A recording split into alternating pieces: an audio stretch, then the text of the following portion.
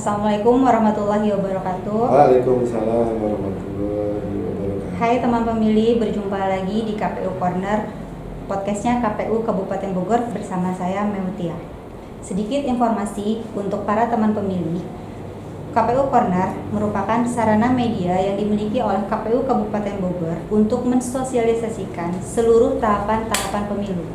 Nah, pada saat ini sedang ada di tahapan pengajuan bakal calon anggota DPRD Kabupaten Bogor yang sudah berlangsung dari tanggal 1 sampai tanggal 14 Mei nanti. Pada tahapan ini, kita podcast KPU Kabupaten Bogor memberikan kesempatan kepada para pimpinan partai politik yang berada di Kabupaten Bogor untuk menjadi tamu pada podcast kami. Dan pada hari ini kita kedatangan dari partai politik Gerindra. Dan kita akan berbincang singkat bersama Bapak Ketua DPC Gerindra, Bapak Iwan Setiawan.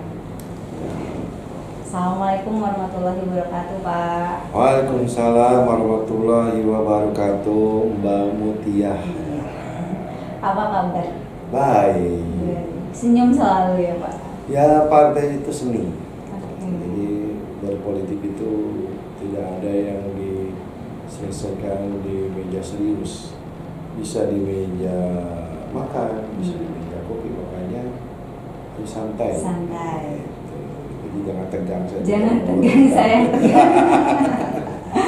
Oke Pak, sedikit dong ceritain apa ada persiapan khusus nih dari Gerindra sendiri untuk hari ini?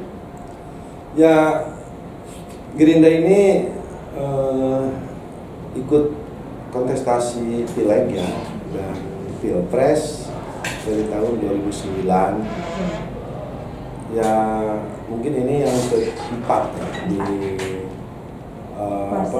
keberadaan Partai Gerindra yang keempat ikut di kontestasi pileg.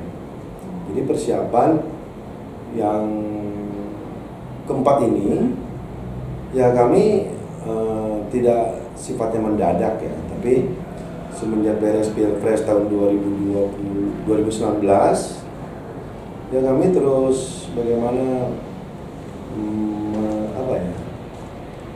partai ini harus tetap eksis, apalagi di Bogor kemarin tahun 2019 Gerindra ini adalah salah satu partai pemenang. Partai perolehan kursi terbanyak 14 kursi ya, di antara kontestasi itu ya terbesar lah. Jadi kami setelah memenangkan itu punya keinginan dan harapan ini adalah pencapaian menurut saya ini tertinggi ya, bisa menang itu luar biasa. Dari mulai tahun 2020 ya kami turun ke masyarakat itu ya ingin minimal mempertahankan perolehan kursi. Dengan cara apa? Dengan penguatan struktural dari tahun 2020 dan melibatkan para aleg ya, anggota legislatif terpilih. Kami bagi tugas habis. 14 itu rata-rata di setiap dapil itu 2. Ada yang 3 di dapil 1 dan 3 di dapil 2. Nah, itu tugasnya adalah bagaimana penguatan struktur dari mulai penguatan di Aceh, penguatan di ranting sampai ke anak ranting dan juga ke saksi. Nah, ini yang sudah kami siapkan jauh hari. Dan ya keinginan anggota legislatif itu kan ingin mempertahankan. Iya. Jadi kami kasih tugas. Kalau ingin bertahan jadi anggota legislatif dan nanti kontestasi ikut lagi, ya harus dirawat. Dirawat itu yang pertama merawat konstituen, pendukung, pemilih, tim sukses. Yang kedua struktur. Ya struktur itu harus diverifikasi, dimodifikasi ya, diperbaharui bila mana ada yang sudah tidak aktif, ganti, cari yang lebih baik. Ya. Ada yang keluar, ada yang meninggal. Nah inilah selama dinamika itu terus sampai ke tahapan tahun 2020, 2021, 2022 ya pada prinsipnya di Partai Gerindra ini alhamdulillah yang namanya ranting sudah terbentuk di seluruh desa, ya, terus juga PAC apalagi di 40, dan masing-masing anggota dewan itu punya basis masing-masing. Dia kan punya modal politik ya, turun melalui reses, kunjungan kerja, kunjungan kurdafil, kunjungan kerja ke dapil, dan juga konsolidasi secara informal ya itulah. Makanya kenapa kami ya mudah-mudahan kami sudah siap gitu, dan mudah-mudahan modal ini menjadi motivasi buat Gerindra di tahun kontestan 2024. Kan tadi Bapak bilang ada verifikasi, berarti ada regenerasi ya. Regenerasi di Partai Gerindra sendiri. Lalu nih Pak, kan untuk tahun 2024 ini kan pengajuan bakal calon ini ada perbedaan dari kemarin. Kalau kemarin sistem manual, sekarang ada yang namanya silon. Apakah ada kendala sendiri? Ya itu kan domainnya di pusat ya. Kami sudah melalui tahapan itu. Ya tidak ada sih. Tidak ada. Cuma kan yang namanya partai itu kan hierarkinya ada pusat, ada provinsi, ada kabupaten. Ya alhamdulillah di Gerindra ini bagaimana usulan Bacalek ini mempercayakan kepada untuk DPRD tingkat 2 ya DPC, karena yang akan bertarung itu yang tahu wilayah adalah pengurus DPC PAC. Jadi kita bisa melihat, karena mudah-mudahan ini tetap sistem terbuka, jadi yang kerja itu ya kita melihat potensi calon. Ya saya tetap memprioritaskan incumbent ya. Akan diturunkan kembali untuk andalan menjadi vote getter ya, menjadi perolehan suara mengenai, karena dia punya modal politiknya udah. Tapi di satu sisi kami juga ingin ada regenerasi. Regenerasi ini ada juga ya anggota dewan kami itu yang sudah 3 periode, ada yang 2. Nah ini kami akan combine itu yang generasi muda, karena pileg tahun ini adalah era milenial. Jadi ada gen milenial, ada gen Z, mungkin sistem sosialisasi juga sekarang dengan cara-cara lama agak ketinggalan. Banyak kalau calon-calon yang kami rekrut sekarang itu banyak anak muda. Anak muda yang memang berinovasi ya, dan juga punya memanfaatkan teknologi, media sosial, IT. Nah itu yang mulai berbeda ya sistem sosialisasinya. Nah itulah yang kami melihat ya semua dapil ya pasti ada anak-anak muda. Dan ini ancaman buat generasi sebelumnya. Ya karena mainstream ya, melakukan cara kampanye ya, yang model biasa gitu. Tapi sekarang mindsetnya anak muda beda, dengan cara bikin grup WA, video ini. Berbeda ya? Ya beda lah, dia lebih efektif ya dan lebih efisien. Mungkin baliho juga menurut saya sudah kurang efektif lagi. Kalau menurut saya lihat di lapangan, ya jadi kumuh, malah masyarakat juga a priori. Dan inilah bagaimana model-model sosialisasi partai ini dikemas dengan santai, ya, dikemas dengan menurut selera masyarakat. Ya anak muda mungkin gimmick anak muda, cara sosialisasi kegiatan dan lainnya mungkin yang diininya anak muda. Nah ini kita menyesuaikan lah, dan kita juga punya media, punya tim medsos, tim apa ya, yang grup-grup gitu kita manfaatkan media sosial ya. Mungkin mulai perang di situ juga sekarang gitu. Oh iya. Ya, gitu lah. Apakah jadi target atau sasaran utama dari Gerindra sendiri untuk kaum milenial? Ya kalau kita melihat kepada apa ya, kurva atau piramida masyarakat Kabupaten Bogor ini ya gemuknya di tengah. Jadi usia 17 sampai 40 itu gemuk, gede, besar. Nah, itulah yang harus jadi sasaran kita. Makanya menurut saya model kampanyenya juga harus mengikuti keinginan masyarakat, keinginan zaman, media, anak muda. Anak muda itu kan kreatif, apapun bisa jadikan alat kampanye sih. Jika di TikTok, Instagram ya. Jadi kalau kita ini apa ya? Menurut saya pileg ini adalah bagaimana persaingan, bukan perang menurut saya. Persaingan bagaimana berlomba-lomba mencari simpati dari masyarakat. Eksistensi?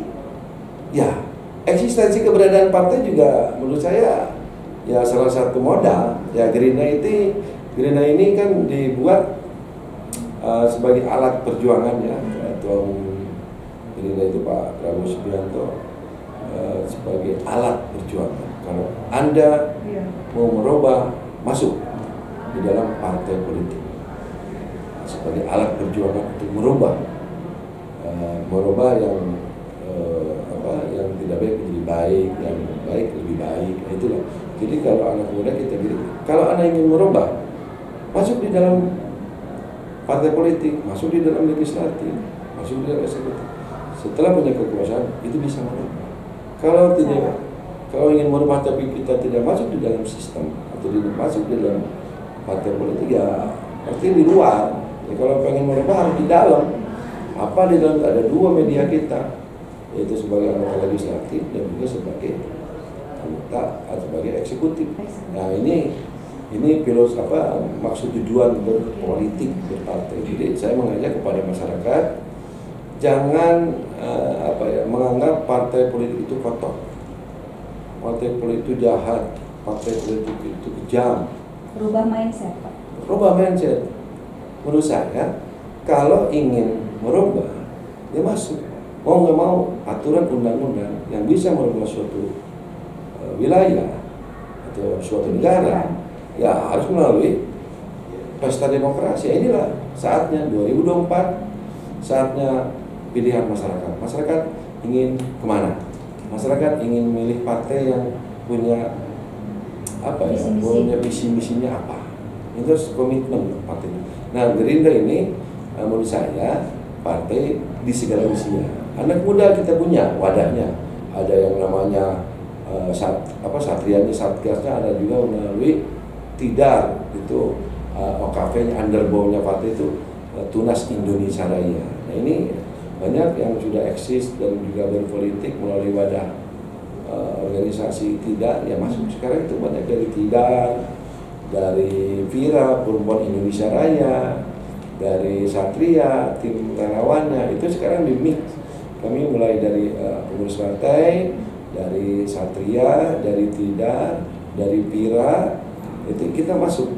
Nah mudah-mudahan yang sekarang dominan itu ya kita ingin bagaimana sih Gerindra ini biar tidak ketinggalan zaman, ya harus melibatkan anak muda dan memanfaatkan IT dan juga media sosial. Mungkin itu ya ke depan pas mulai kepada DCT mungkin kita sekarang sedang merancang. Oke, tadi Pak Bapak menyebutkan Pira, nggak pakai Yuniar ya Pak? Perempuan Indonesia Raya. Okay. Wadahnya perempuan. Nah, kalau orang perempuan, emak-emak, anak muda yang di atas 40 pengen berpolitik, masuklah ke organisasi namanya Pira. Kerjanya ngerumpi gitu. Tapi ngerumpi berpolitik ya, itu kan jadi ada wadah lah. Itu menurut saya kerjanya apa? Ya buktikan bahwa Gerindra ini punya wadah. Orang perempuan masuk wadah ini kerjanya apa? Ya sosial, ya melalui kegiatan sosial, kegiatan ibu-ibu lah, pengajian, ya jangan bikin tegang, jangan bikin kagu, sok aja gimana maunya, saya gitu.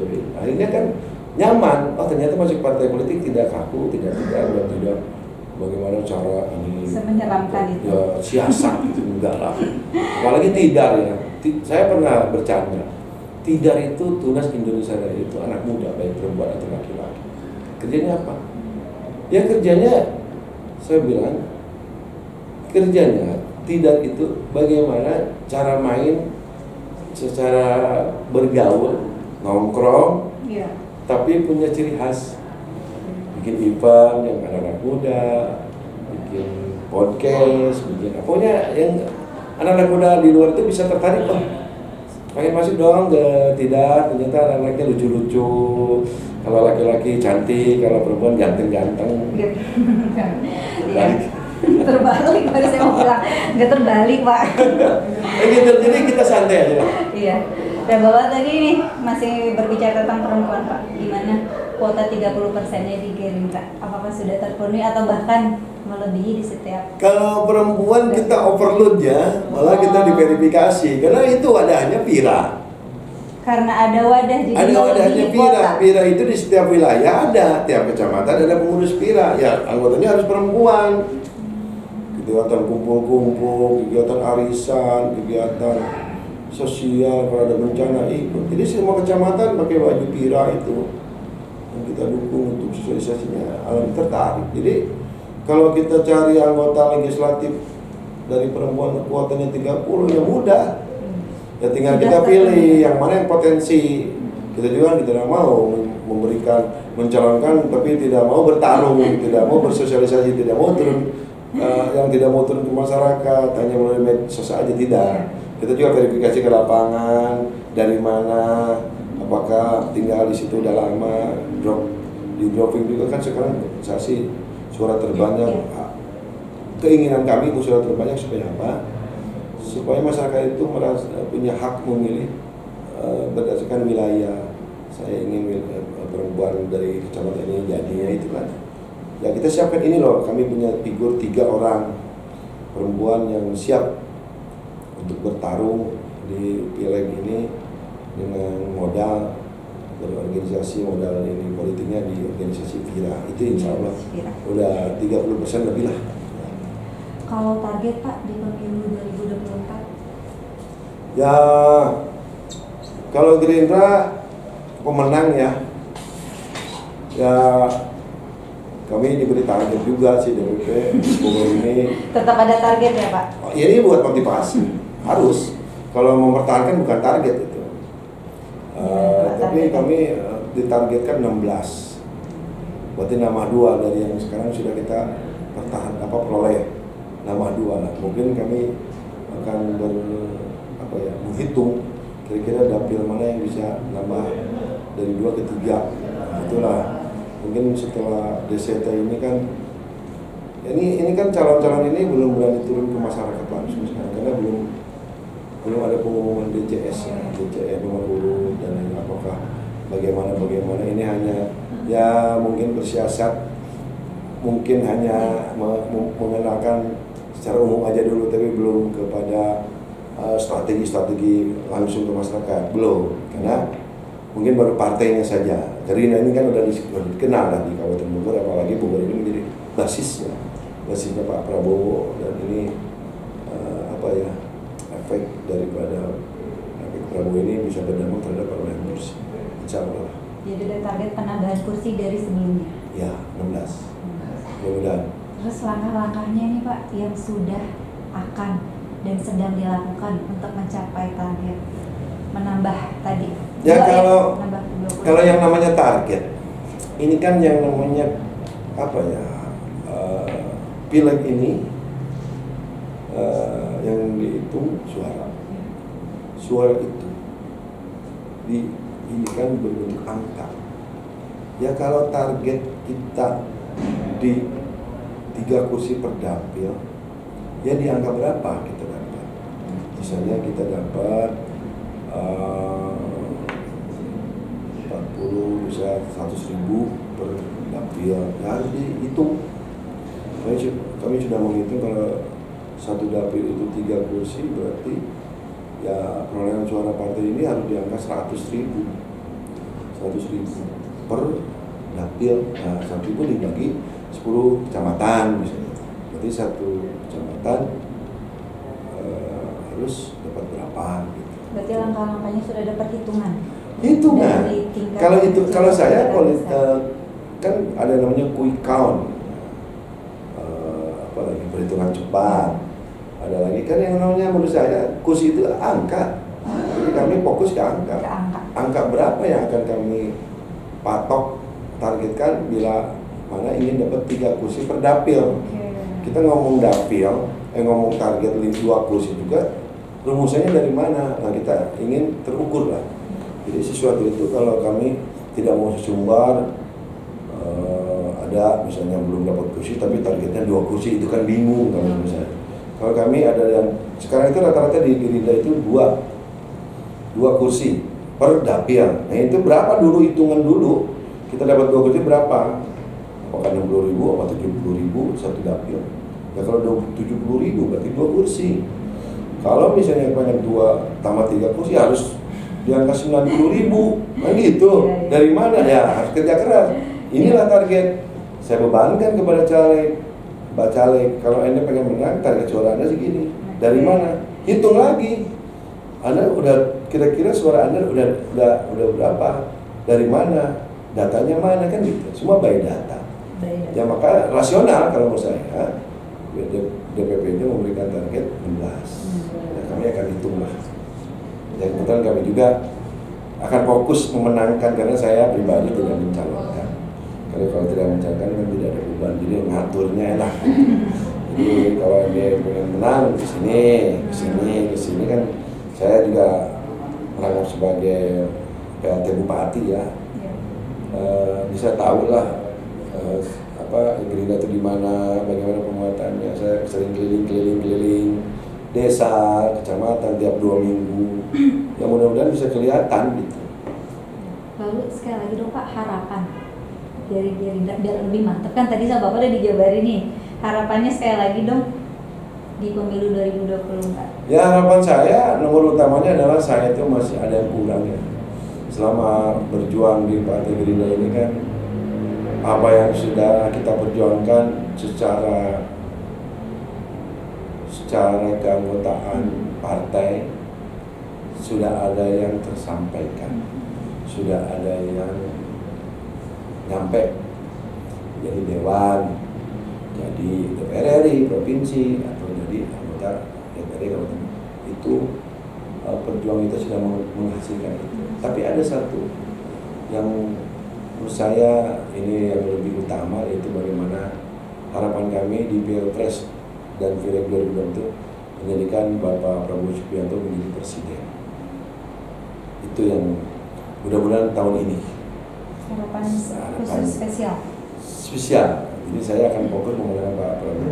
Bila mana tagline Gerindra, Prabowo presiden, Gerindra menang. Jadi kalau bilang Prabowo presiden, Gerindra artinya bila mana berjuang untuk menjadikan Pak Prabowo jadi presiden, insya Allah Gerindra akan ngikut. Jadi jualannya mudah kalau menurut saya, karena Partai Gerindra satu-satunya sekarang ini yang sudah jelas mencalonkan ketua umumnya dari langsung ketua umum dicalonkan menjadi capres. Itu baru Gerindra. Nah, itu modal kita. Satu-satunya partai yang sudah dari awal kan tagline-nya Prabowo presiden, Gerindra menang. Karena Prabowo itu harapan kami adalah memenangkan Pak Prabowo presiden. Jadi kalau Pak Prabowo presiden pasti Gerindra menang. Pilegnya jadi kalau Prabowo presiden. Jadi enak jualannya. Jadi benar-benar modal ini yang belum dimiliki oleh teman-teman dari partai lain. Kadang-kadang kalau partai kan musuh kadernya, bukan ketumnya, musuh anggota partainya. Ya kalau apalagi musuh dari partai lain. Ya kalau masyarakat kan tahu kalau Gerindra, kalau orang Gerindra berarti orangnya Prabowo. Kalau kampanye Pilpres, nanti kalau ini orangnya Gerindra. Kalau rata-rata orang pendukung Prabowo itu pasti Gerindra. Nah itu manfaat yang bisa kami identik.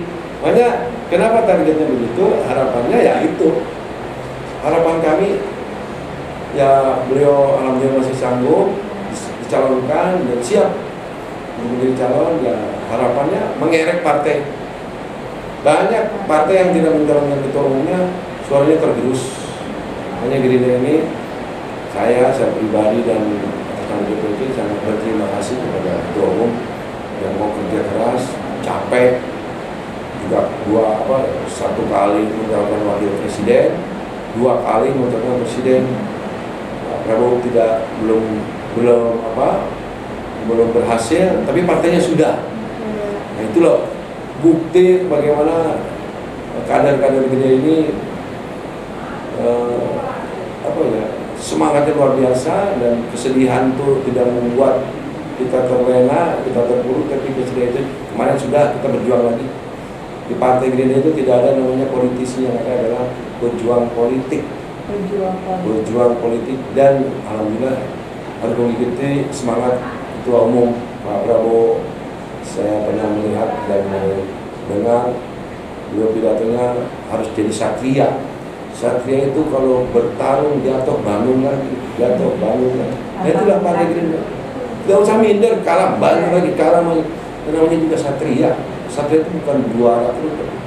Bila mana mengakui kekalahan, mengakui kemenangan, itu satria. Makanya Gerindra itu orang lain mungkin kalah 2 kali tidak mungkin menang. Ya satria itu kalah, bangun lagi. Jadi kita buktikan. Sekarang 2 kali kalah, tapi semangatnya tidak turun. Dibuktikan di pemilu 2024 nanti. Gelora untuk bagian Prabowo presiden itu masih tinggi. Masih berkobar-kobar. Masih berkobar. Tadi pendaftaran aja semangatnya luar biasa. Iya, tadi openingnya Pak ya. Iya. Ya, ini terakhir nih Pak, kan kita sebagai penyelenggara pemilu KPU, apakah ada pesan dari peserta pemilu itu sendiri untuk kita? Ya, kalau sebagai penyelenggara itu harapan peserta ya. Harapan peserta itu ya sekarang masih landai. Tapi nanti ibarat turbin kalau udah muternya kencang bisa panas. Sekarang masih santai ini. Sebagai peserta sudah ini Pak. Harus diantisipasi lah. Bersifatlah adil. Saya sebagai pemenang, tidak, dan juga sebagai penguasa, saya pribadi sebagai kepala daerah, tidak mengintervensi KPU, tapi posisikan KPU itu sebagai penyelenggara yang adil, wasit yang adil, ya, pengawasan juga yang adil. Kami tidak minta untuk dibantu nambah suara dengan cara yang tidak benar. Gerindra itu tidak ada lah intrik-intrik itu. Intinya kita bersaing secara fair, ya, sportif, khususnya kepada para penyelenggara yang di tingkat desa, di tingkat kecamatan. Itu kan ramainya, panasnya itu di tingkat kecamatan dan di tingkat desa. Nah ini mudah-mudahan KPU ini kemarin rekrut yang dilantikan itu harus melihat bahwa ini masyarakat ini bukan main bola. Kalau main bola mungkin penontonnya kehitung paling 10.000. Kalau masyarakat ini kan ratusan ribu. Bila mana ada sesuatu yang tidak adil, ya dampaknya kan cukup luas. Makanya kami harapannya itu menjadi penyelenggara itu memang berat. Tapi kalau posisi ada di tengah-tengah mengayomi seluruh peserta, insya Allah penyelenggaraan Pileg dan Pilpres di Bogor akan sukses. Amin, amin, ya. Oke, Bapak, terima kasih untuk waktunya. Sehat, sukses, bahagia selalu. Harus bahagia. Harus bahagia dan senyum ya Pak. Ingat harus. The smiling general. Smiling general. Oke, semoga target dan harapannya. Ya, Gerindra pasti menang. Oke, demikian teman-teman bincang-bincang kita bersama Partai Gerindra dengan Bapak Iwan Setiawan. Jadikan pemilu sarana integritas bangsa. Wassalamualaikum warahmatullahi wabarakatuh. Waalaikumsalam.